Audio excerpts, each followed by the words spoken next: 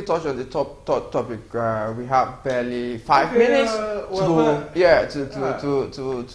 go. So we'll look at the Supreme Court recently gave judgment on the issue of Federal Republic of Nigeria and Nnamdi Kanu, the leader of indigenous people of Biafra, last week, where it was heard. Some of the decisions of the Supreme Court, or the ratio of those decisions, that although the Nigerian court was reckless and unlawfully rendered Kanu from Kenya, such unlawful acts has not divested any court from proceeding with trial, because before then the appeal court had already acquitted him based on the fact that the Nigerian government had infringed on his right. But the Supreme Court have held that the mere fact that his right was breached has not divested the court the ability to try him. I think that one of the ratio that the Supreme Court have said that he should be tried by the High Court. So a case that started in 2021, June 2021,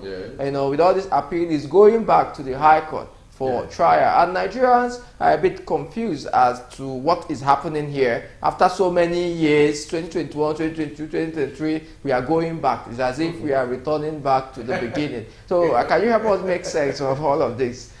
Yes, you see, the Nnamdi Kanu case is a case that with respect to those eminent justices of the Supreme Court, some of us expected that the Supreme Court would have gone into the issues that came up before the lower courts.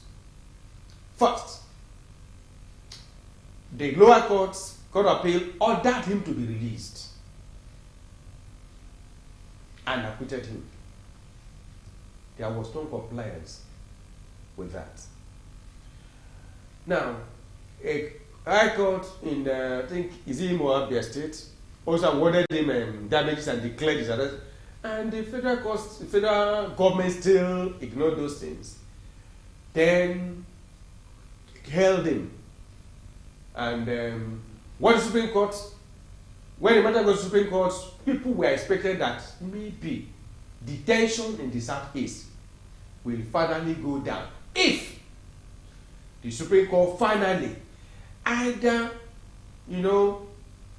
goes ahead with the reasoning of the Court of Appeal and acquit him, or at least give him a breathing space by way of bail. Yeah, but the Supreme Court, let us look at the legal. The Supreme Court have said that the issue of illegal rendition, that he can file a separate case, a civil case against the Supreme Court for damages. That doesn't absorb him. Yes. Yeah. Yes, that the Supreme Court said. Noted. But you see, if you look at it, the matter is still there in the court. And what are they holding him for? We know that under international law, there's a right to self-determination, which is recognized worldwide. Now, the question will be, in his quest for the realization of Biafra, which gave birth to the prosperity of the indigenous people of Biafra, has it been done in a way that is not within the contemplation of the law? Because if not, he is being held wrongly. Well, but if there is evidence to show that he has done something that is outside the purview of the law, we say a group of people can decide to be on their own, then it means injustice. Yeah, but is it not what the court is yet to decide? So of course, the court is yet to decide on whether he has done something outside the purview. Exactly. And they have not decided. That's why it's being held. Yes. So I believe that until the court decides on whether he has done something wrong or he has gone outside the purview of self-determination, then we can now. But on the legal aspect, because people were worried, that's why I wanted to clear. Where the Supreme Court right is saying that could he have instituted a civil action for illegal rendition, separately from what he was criminal action he was being tried for? Well, that will be for his lawyers to decide. That will be so that we leave to his lawyers to look at the end of the day. Okay, so Yeah.